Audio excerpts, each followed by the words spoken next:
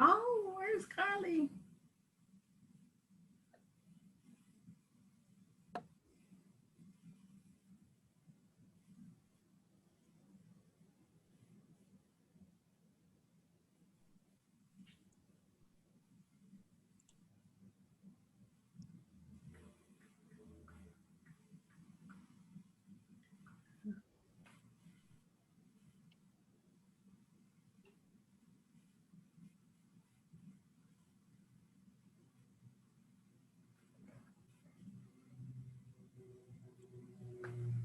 Good evening, everyone, and welcome to our GAE Facebook Live for this week. I am Lisa Morgan, GAE President.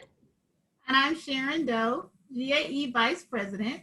And we have a special guest with us today, Sarah Tyndall Gazelle. And can you tell us a little bit about yourself, please? Absolutely. Thank you so much. My name, as Lisa said, I'm Sarah Tyndall Gazelle, and I'm the Democratic nominee for State House District 45 in East Cobb and Sandy Springs. Thank you. And getting back in, we all know how this happens with Zoom. We have Carly Shaw. I'm here with the Georgia Association of Educators, and I'm the Secretary Treasurer. Sorry about that. We all know that happens now. So thank you all for joining us this evening. And as we begin, Sarah, you're running in Cobb County. And so as obviously you are with us tonight, and you are our GAE endorsed candidate as a pro-public education candidate. But one of the things that was very interesting to me as I was reading your bio is that you have worked with voter protection. And I know that's something that a lot of people are thinking about now. So what should our members know about that to make sure that their vote counts as they vote in this election? So the most important thing that voters can do, and I encourage everybody who's watching this tonight, the first thing folks need to do is just double check and make sure your voter registration is up to date. It's a really easy thing to do. You go on the Secretary of State's website, and the link is mvp.sos.ga.gov. And I hope somebody can put that in the comments. And that's the first step you need to take. Make sure your registration is accurate, up to date. You don't need to make any updates because the voter registration deadline is coming up around the corner. That's October 5th. Once you know that your registration is straight and it's accurate and you don't need to make any changes or corrections, then you need to make your plan to vote. There are 3 distinct ways of casting a ballot this year, and every year in Georgia. Nothing has changed about the way we're voting this year except for the machines. So you can vote by absentee ballot. The first round of ballots are already in the mail. They're going to start hitting mailboxes any day now. So, but you can still apply for that, and the Secretary of State has set up an online portal where you don't have to print or mail anything. You just submit your application online. And those ballots can now be returned via Dropbox instead of having to rely on the mail and being worried about mail delays. You can just deliver it straight. The second way of voting is early in-person voting. We have 3 weeks of early in-person voting that starts on Monday, October 12th and runs all the way through Friday, October 30th.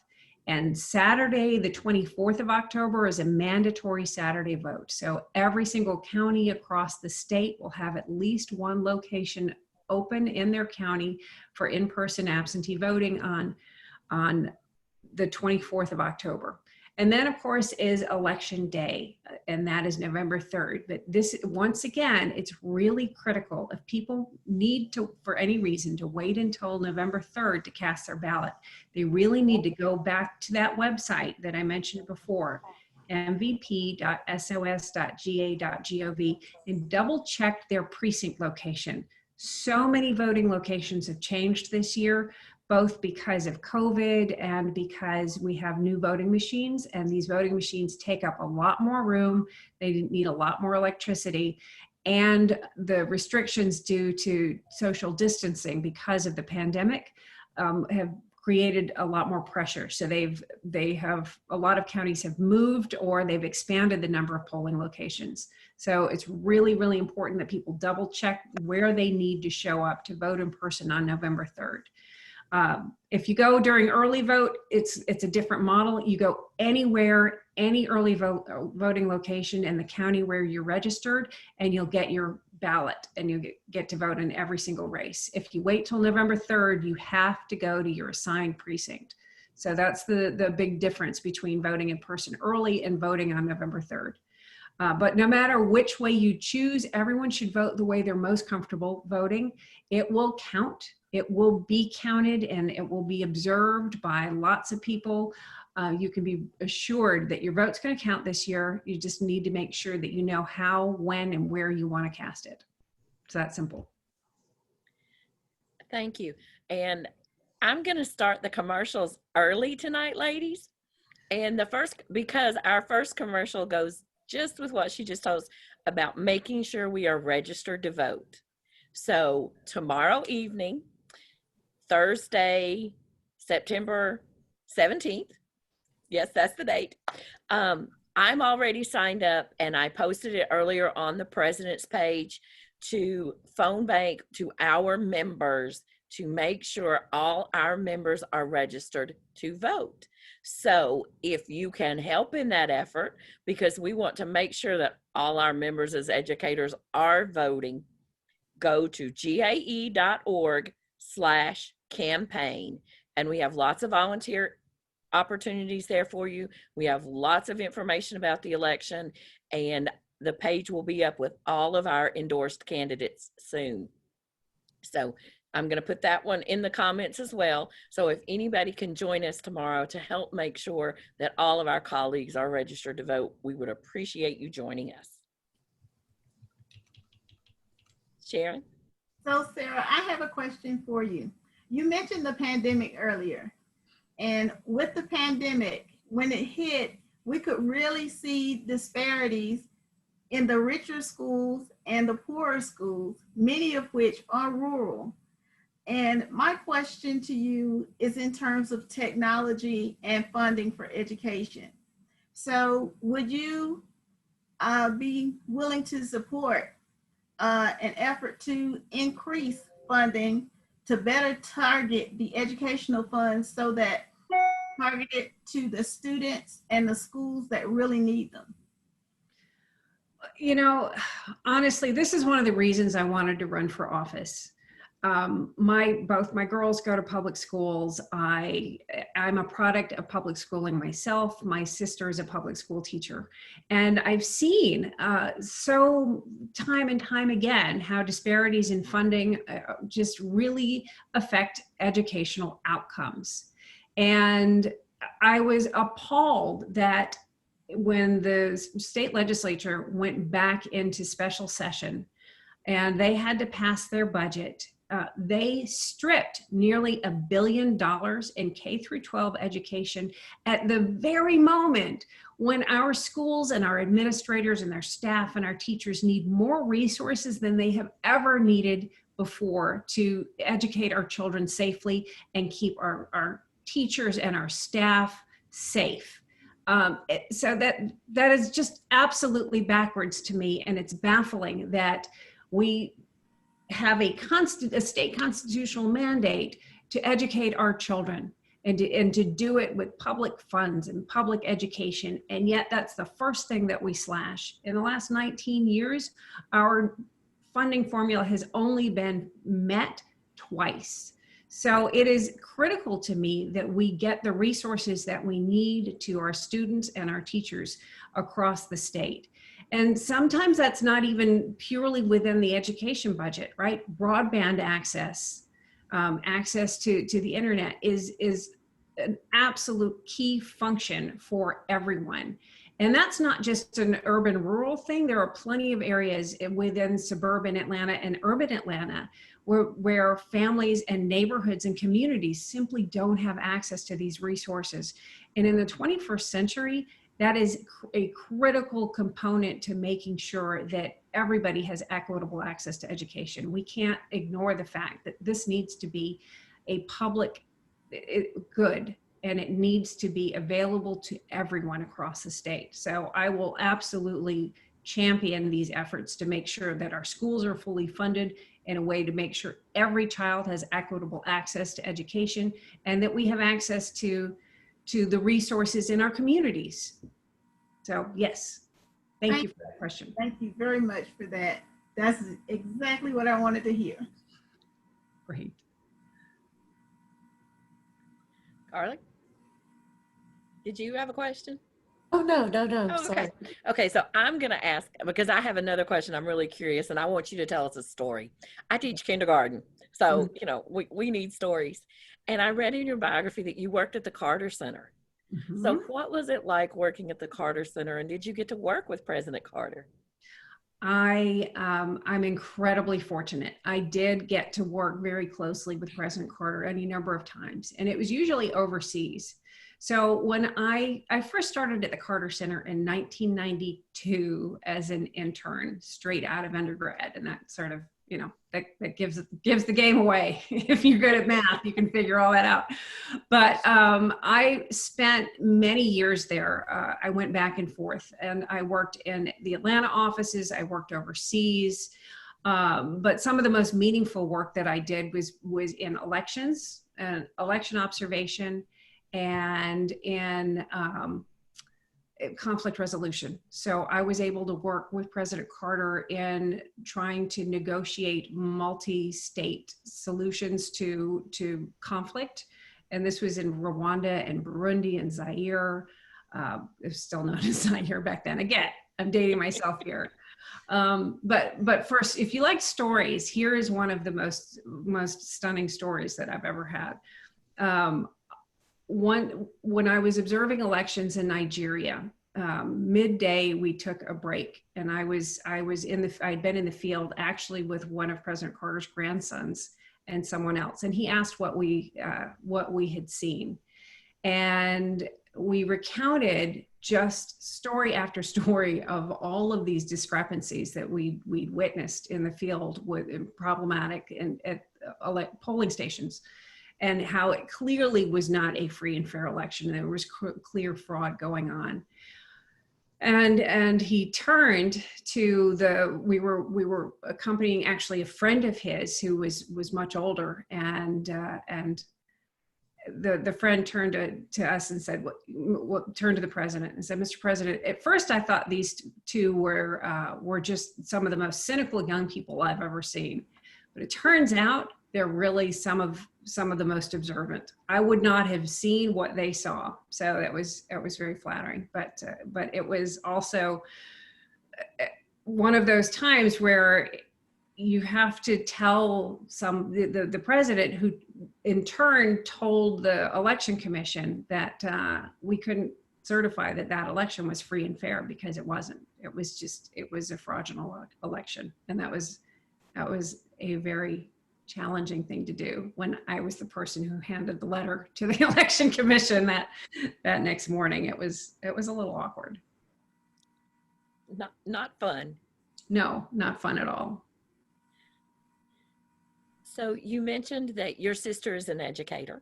Mm-hmm. And, you know, one of the things that has been the issue in going back to school is reopening our buildings. And that's always how we talk about it, because we have been having school every school day since the shutdown in March. It just hasn't been in our buildings, and that's what we are reopening. So from your perspective, what do you think it's most important that the voters in your area understand about those decisions to return to the buildings, and what do you want us to look for as we're making those decisions? I think it's really important that the families understand that every single teacher and every single administrator wants the same thing, which is to educate our children. And I want to take a little point of privilege here and say how incredibly grateful I am. There is not a single teacher that either of my girls have right now who is not putting 110% into making sure that these girls get every bit of education that they would get otherwise. I know that everyone in the school system is 100% committed to getting these kids the knowledge and the training that they need. I also want to make sure that everyone recognizes that these are challenging times. We will see an end to this pandemic. We will get to the other side of this, but there are challenges. And keeping our teachers, keeping our staff, keeping our administrators, and keeping our kids safe and healthy is just as important as making sure that they're getting the lessons that they need. So it is absolutely a balance. And we have to make sure that we're meeting all of these objectives, keeping our community safe and healthy too, because so many families are involved with multi-generational households. So many folks come home and have caregiving responsibilities as well, whether it's with the grandparents are looking after the kids, or the parents are also caring for elder parents. So we have to take all of this into account when we're talking about reopening classrooms. And just today, the CDC administrator testified before Congress that wearing appropriate masks may be just as effective as having an immunization out there, getting these vaccines out. So mask mandates work. Masks work as long as it's done in conjunction with social distancing. So these things are so important. And when parents and community members don't take it seriously, they're not taking the health and the lives and the livelihoods of our community seriously. So that's the other message that I want to make sure people understand. Be responsible. We are all in this together. Our communities rise and fall as one, and we've got to work together as a team. So I'm going to go to something we usually do at the end. I have been keeping track of how many children birth to age 17 have contracted COVID-19 here in Georgia. And I started July 1st, and the number on July 1st was 5,026. Our number today is 25,306.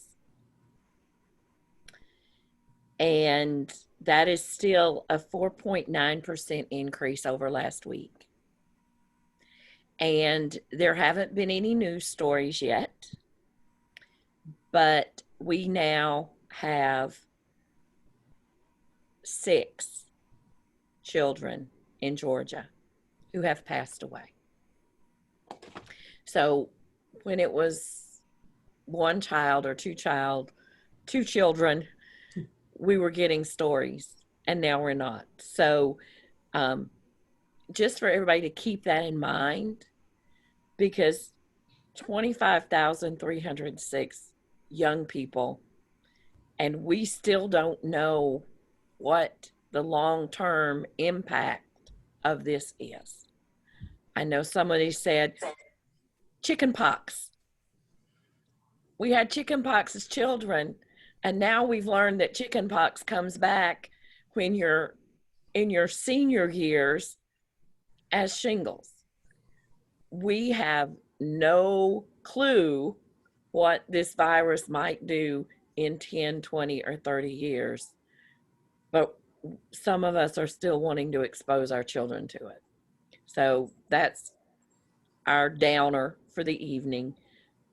But we want to keep that safety there.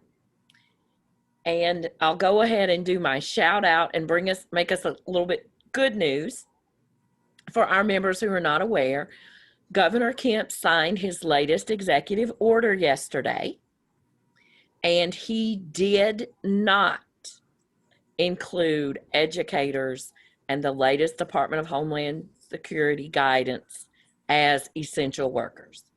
So the state of Georgia has not deemed educators essential workers. And so just like we let it be known when we're upset with our policymakers, we need to let it be known that we appreciate Governor Kemp continuing to be considerate of educators and the fact that if we are exposed, we should be quarantining so that we're not potentially further exacerbating the problem we have. So that's the good news for today. And I want to ask Sharon and Carly really quickly, because they've been updating us each week as they are going back and what's happening there. So Sharon, have you had your students yet? Yes, I have had my students since September 10th, and we are going back on an ABC schedule. A day as periods 1, 3, 5, and 7. B day is periods 2, 4, 6, and 8. And on C days, which is Fridays, we will see all of the students on those days. So I'm doing a combination of 3 face-to-face classes, 1 online class, and homeroom is face-to-face and online at the same time. And so it's been kind of hard cleaning in between the classes, because even though they tacked on 2 extra minutes in order for the children to transition from one class to the other, when you have to clean different spots because you left space in between them, that means now you got to go around your whole classroom. So that takes time. And then sometimes it's not fully dry before the other students come to your class. So that's been a bit of a drawback, but I am happy to report that 100% of my students who are face-to-face have worn a mask every single day. Yay! Good news. And Carly, last week, we know you were excited because you had seen your one student. Have you seen more students now? Not yet. They come back Monday.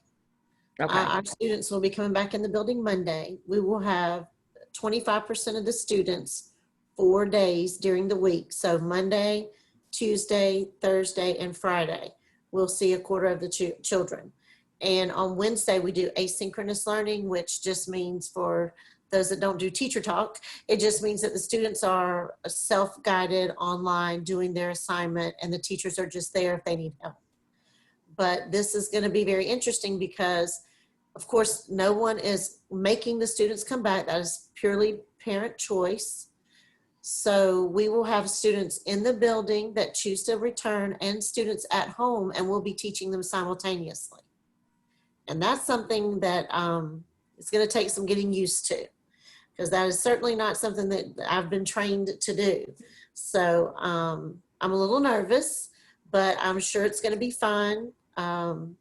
Also, I have some classes where I'll have 10 students, and I have a few classes where I'll just have 1 student because of how the name breaks up. But I'm excited about the kids coming back. I miss them. I really would like to see us wait just a little bit longer till it was more safe. I don't feel like it's quite time yet in Fulton, but I'm not one of the decision makers, so I will just do the best I can with what I've got. Well, I want to say something about what you said. You don't feel that it's quite time to come back and reopen schools. And I was thinking about that. And Sarah, I want to get your opinion on this. How much do you think the thought of not receiving funds from school had to do with the decisions that some of the leaders in the districts made about reopening schools? Clearly, the numbers are increasing. They're not going down. And what baffles me is when we had the shutdown in March, there were a few cases. And now those cases have significantly increased. So why reopen the schools? Do you think that the possibility of withholding funding from these schools play any part in the leaders of the districts making the decision to reopen? I haven't seen where there are credible threats of withholding funding. I know there was at least some federal rumors about that, but I think there was some clarification saying no, we want you to start back in the way that's safe according to your local conditions. I think pressure from parents, pressure from politicians and politics of this. And frankly, I blame a lack of leadership, because we have not seen a consensus from our leaders to adhere to what the science is saying, right? We're not following the advice of the doctors and the epidemiologists. And that's where I turn to. I'm not a doctor. I'm not an epidemiologist. I don't claim to be. So I want to hear from them and hear what they have to say about what's safe for their and everybody can.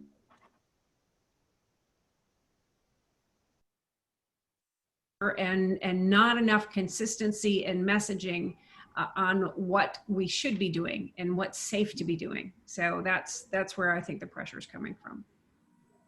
How are your girls enjoying virtual learning? Are they, you mentioned you have 2 girls, they miss their friends. I know the kids want to see their friends. And that's where I have my concern, because social distancing with teenagers that haven't seen each other for months, it's just, I worry about that. And you can't police every moment of time. I just wondered how your girls are doing, if they miss their friends. I'm sure they do, but. Well, yeah. I mean, I have a senior, right? This is her last year. She hasn't seen her friends since March 13th was the last day that she was in school. And she has seen her friends a couple of times where they'll just show up in a yard and they'll be socially distant, but we really are strict about following the science and following and being careful. My parents are much older. They're pushing. They haven't yet reached their 80s, in case they're watching. Still in their 70s, but they're vulnerable, and we like to spend time with them. So we have been very, very strict about social distancing, and it's hard, right? It's hard to maintain focus and be online all day, every day. It's not ideal. But as you guys were saying, as Lisa pointed out, we have no idea what the long-term physiological impact of COVID is. And there's more and more science coming out that there's certainly long-term damage, and we don't know whether or not it could be permanent. And it's much more than just a respiratory thing.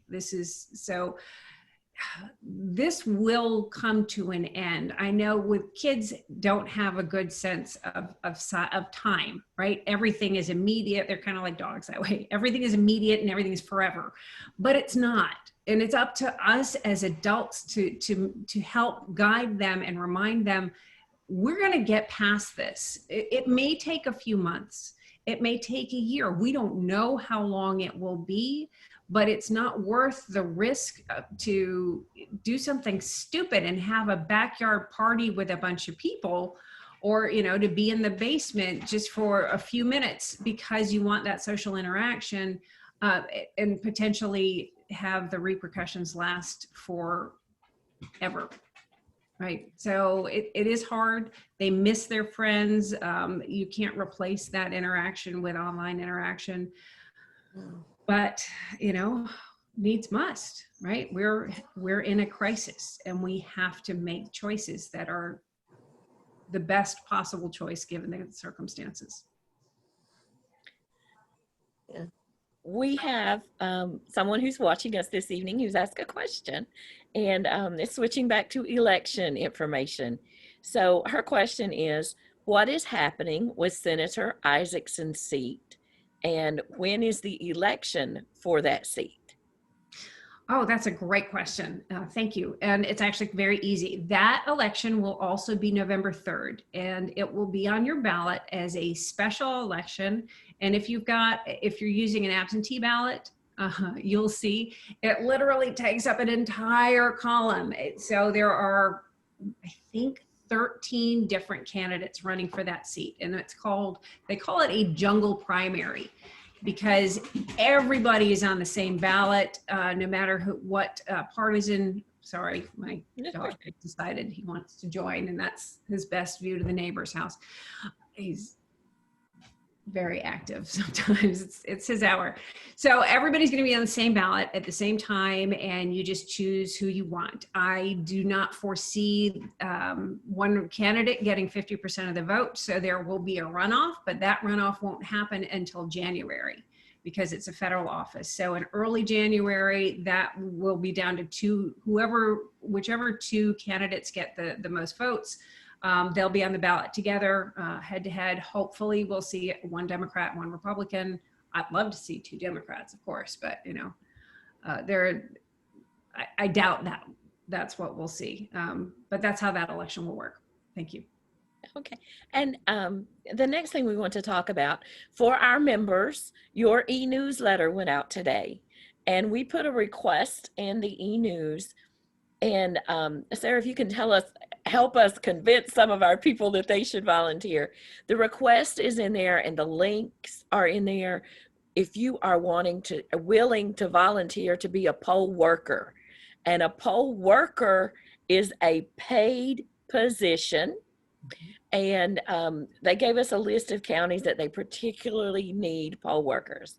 And that was Cobb, Gwinnett, Chatham, Lowndes, Paulding, Bibb, and Doherty.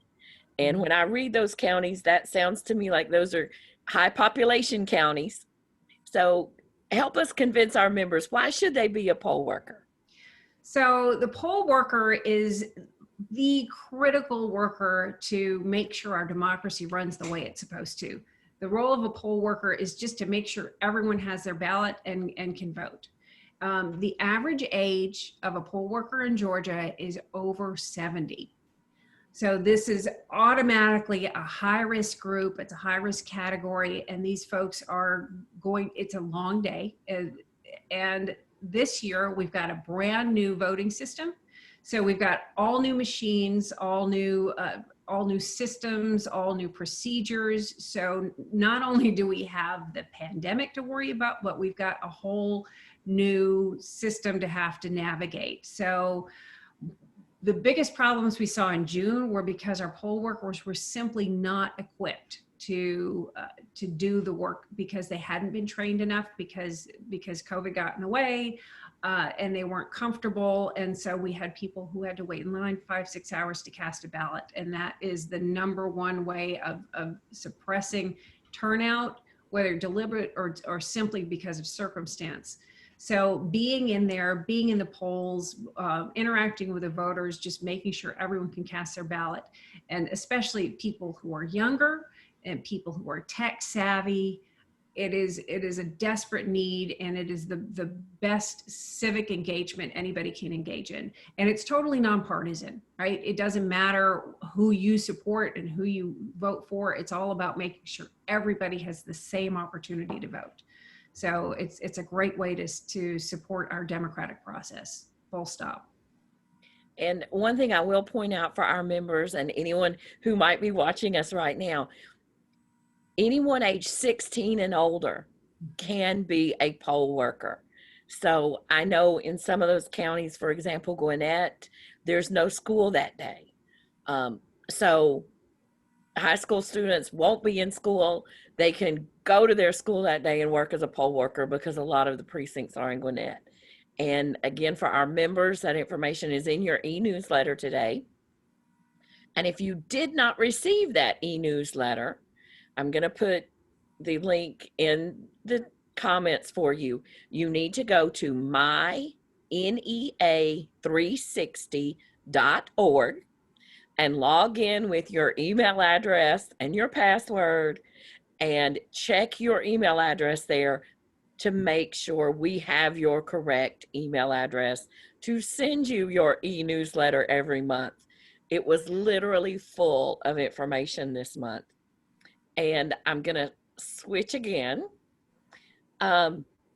because next Wednesday, we will not be doing Facebook Live, but we still want you to join us at GAE. We're going to be doing PD in your PJs. And another policymaker that we're going to have to give a big thank you to, Superintendent Woods has said that despite the fact that the Secretary of Education, who has said there will be no testing waivers, that here in Georgia, if we have to give the test, we will comply with the law, but they're not going to mean a lot. And, you know, we were talking about that earlier. If the students are only coming to class 1 day a week in some systems or 2 days in person, yes, they're getting the virtual at home, but we all know it is not the same as being in person.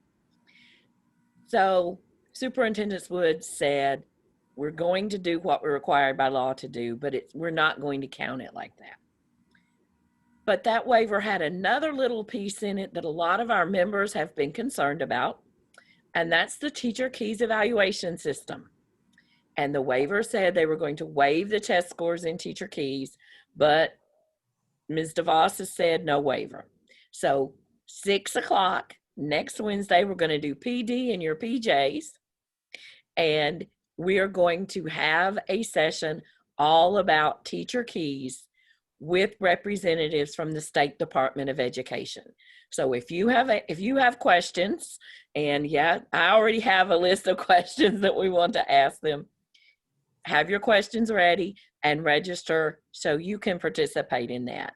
And Sarah, one of the things that you may not know about our teacher evaluation system, but this is one of our priorities as educators, we have no way to appeal anything other than the process. So if it's said in the evaluation that we did not do a particular component of the lesson, or that something is along those lines, we have no way to appeal that, even if we can show clearly it happened. And one of our legislative priorities is to have an appeals process to a neutral third party. Would you support that in the Georgia legislature? I'm an attorney, so due process requires the ability for somebody to appeal and to provide evidence, period. That's just the way our system is set up. That's the way it needs to work. So yes, absolutely. Thank you. And Sarah, I want to congratulate you on your work, because I read that you had the distinction of being the only voter protection director in the nation. And we're happy to have you that in the state of Georgia. So could you explain to us some of the initiatives that you worked on while you held that position? Well, absolutely. I'd be happy to. So at the time, I was the only voter protection director in the country, which poses its own challenges, right? There's not a blueprint to follow. You're given a portfolio saying, well, here, your job's easy. Just make sure everyone has the same access to the ballot and everybody's vote counts. That's a lot harder in Georgia than it sounds. So that was the goal, right? The goal is just to make sure that everybody who's eligible to cast a ballot has the same access to it. So we stood up a hotline that provided direct assistance for voters, and it's still going to this day. We had seen a hotline usually that would function a couple of weeks before an election. Well, our hotline was opened up in March of 2018, and it has never stopped since then. We expected that we would get maybe 5,000 calls total. That was the goal. Well, by a week after the election in 2018, we had received, there were almost 79,000 voters tried to call in for assistance, which just shows exactly how much help voters need to access their ballot. We had poll watchers across the state. For a governor's election, we had nearly as many poll watchers across Georgia as they had put up for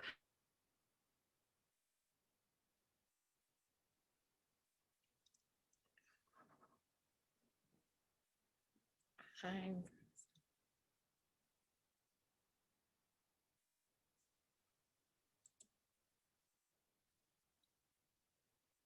Has continued to develop, and what they do is they work directly with election supervisors, with the boards of election, to make sure that everything is ready to go, that the elections offices are prepared, that they are expanding early voting opportunities, and also that all of the information coming out of there gets back to the voters. So when there are precinct changes, voters are made aware of that. When counties talk about changing or splitting precincts or consolidating them, that we make sure that those decisions are being made in the best interest of the voters, because it's all about making sure that voters have access. So when we would see counties trying to close down precincts, we would be able to make sure that voters knew about it, could go to these meetings, and could protest it if we thought that wasn't in the best interest of the voters.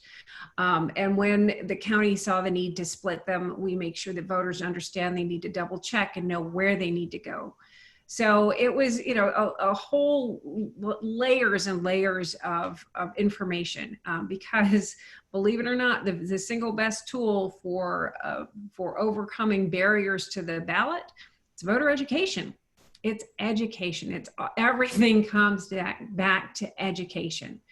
I would love to see that a bigger emphasis on civics in some of the Georgia schools, to be honest. I love the fact that government is required, but kids need to be given the tools from the point where they are eligible to start casting a ballot, to know exactly what they need to do to make sure that they're able to vote, and that vote can count, and they carry that with them all the way through their lives. But obviously we're not there, because too many folks have too much trouble making sure that they can vote and that their vote will count. So that means that we've got to just ramp up education efforts across the state with every age group. But I want to see it start with kids. Voting's a muscle. It's you have to exercise it, and once you exercise that muscle, then it becomes easier and easier. Oh, I really like that last part that you said. And I like the fact that you emphasize education. And a lot of times when people think of education and they think of educators, they just think teachers. They don't think about our education support professionals. And I'm a big champion of our education support professionals, because they are just as important as teachers in the classroom and others in the school building. So my question to you is, how would you ensure that these education support professionals earn not just a living wage, but more than a living wage, and are paid and treated as the professionals that they are? Well, there's been, and I am wholly supportive of all of these, the pay increases that have been sorely overdue for our teachers, and I support that. But as you said, our education support staff, who are absolutely just as critical to making sure our schools are functioning, and especially now functioning safely, they've been left behind, and that's just not acceptable, because the schools function as a unit. The staffs are all important. So I will absolutely support making sure that everyone who is involved in keeping our kids educated and preparing them for the future is brought along. And these are the people who stepped up during a pandemic to make sure that our children were fed, to make sure that our children even got to the Wi-Fi hotspots, even if they had to get on the bus and take them to the school and sit in the parking lot on the bus and do their work. These people stepped up, and I think that is overlooked way too often. Mm-hmm. I agree. Mm-hmm. So one more thing we're going to ask our viewers to do today, and Sarah, if you can help us convince them why it's important that they do this. The census is ending.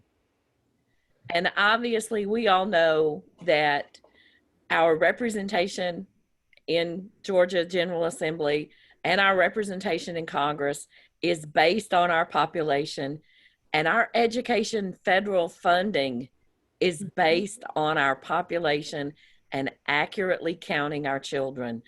I think about our funding for our 3 and 4-year-olds for Head Start, and that is directly tied to the census and knowing how many children we have here. So another website, and I will put this in the comments, 2020census.gov. If you have not yet completed your census, we need you to take care of that today. You can do it online. And if you're watching us on Facebook Live, it is so easy. You can do it online. So what should our members that are watching know about the census and how it will impact them going forward legislatively? So particularly legislatively, you really stated it perfectly, Lisa. It affects how our district lines are drawn. It affects so much federal funding for schools. Our schools are directly impacted by this. But the state legislature in 2021 is going to take that census data and they're going to overlay with a map.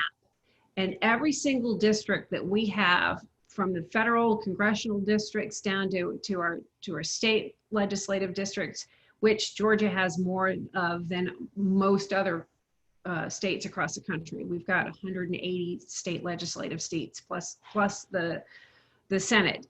We redraw those lines, and we will shift those lines according to the way the population has shifted. So if there are pockets where people haven't been counted in the census, those people, if you're not counted, you don't count.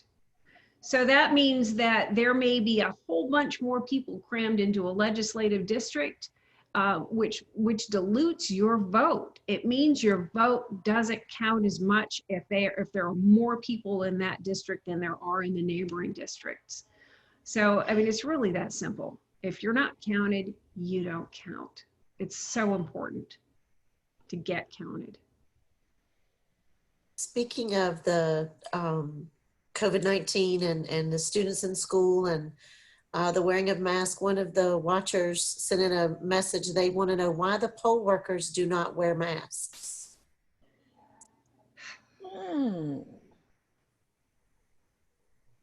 I wonder where they are. I do too. She's in Georgia. Yeah, I'm sure she is, and that's one of those things that I find that's just a bad decision on the part of the county to not. They need to do more than just encourage their poll workers. They need to really require a poll worker to wear a mask. I understand they're unwilling to force voters to wear a mask. I don't want to turn a voter away for any reason. But it's foolish and it's selfish unless you have a legitimate medical reason not to wear a mask. If you're doing it to make a point, the point that you're making is you don't care about your neighbor and you don't care about anybody else's health. And everybody recognizes that that's exactly the point you're making. Yep. Yeah. Very true. Very true. So we've been talking about COVID and voting and the election and everything that's coming up. So one of the things that we've got to have something happy this evening. something good. We need, when we were talking earlier about social distancing and the kids needing that interaction, and I truly believe that's something that we're way too far down from the beginning of this to change the term. But I wish the term wasn't social distancing and it was physical distancing, because we need to keep our physical distance, but we don't need to be socially distanced. We need to have those social interactions in the safest way possible that we can. So my story for this week is that I have a friend that I've known for years. And so we had lost touch with each other and caught up this week on Facebook. And I found out that the friend has now 4 educators in the family, and he feels guilty every time they start talking about their students cheating. He finally admitted that all those years ago when we were in 7th grade math together, that he was cheating off my work. So I'm not going to say how long ago that was, but that was my laugh for the week. So what's uplifted you this week, Carly? Oh gosh. Well, I didn't sing in front of my students again with my microphone accidentally unmuted. Thank goodness. Oh my goodness. I did move and kick the table and hit my knee and shake my whole computer, and the kids were like, "Are you okay?" So I did kind of have a little klutz moment, but that's just me being me. And I said, guys, when you come in and you see me face to face, I'm just as real life as I am on the camera that you hear me through every day. So Sharon, what was your good thing this week? Oh, my good thing this week was I learned how to send out mass emails in Infinite Campus. That was my good thing this week. That professional development for Canvas and Infinite Campus and all of that stuff we were doing between July 27th and when we went back, when the kids came back on September 10th, that really paid off. And probably going to save you a whole lot of time in the future that you can do other things. Sarah, you have something good to tell us that happened this week. My younger daughter turned 14. So we had a great birthday and cheesecake, and it was just wonderful. And she wanted pizza, which made it even easier. Oh, yeah, very easy. So as we are wrapping up this evening, Sarah, we're going to give you the time to tell our members, if they happen to live in East Cobb or they have friends in East Cobb, why should they vote for you for the Georgia legislature? Well, I'm running for legislature to represent every single person in this district. And it's because I believe Georgia and Georgians deserve better leadership than what we've been getting. We deserve to have public schools that are fully funded and fully supported and prioritized in our budget. We deserve to be able to access affordable health care by doing just this smart thing that's also good for our economy, which is expanding Medicaid. We deserve to have a thriving economy and support especially our small businesses. And all of that starts with all of us being able to have our voice heard by being able to cast a ballot, because that's the gateway.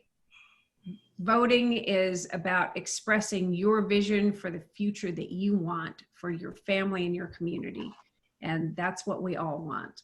So I ask that people support me. I'd love for folks to volunteer and help. We're campaigning in COVID, right? I don't go face to face. We don't go door to door and have face to face conversations anymore because I don't think that's a great idea. I want to keep my neighbors safe and I want to keep my family safe. So we're making phone calls every day to voters. I would love for folks to join in and help us.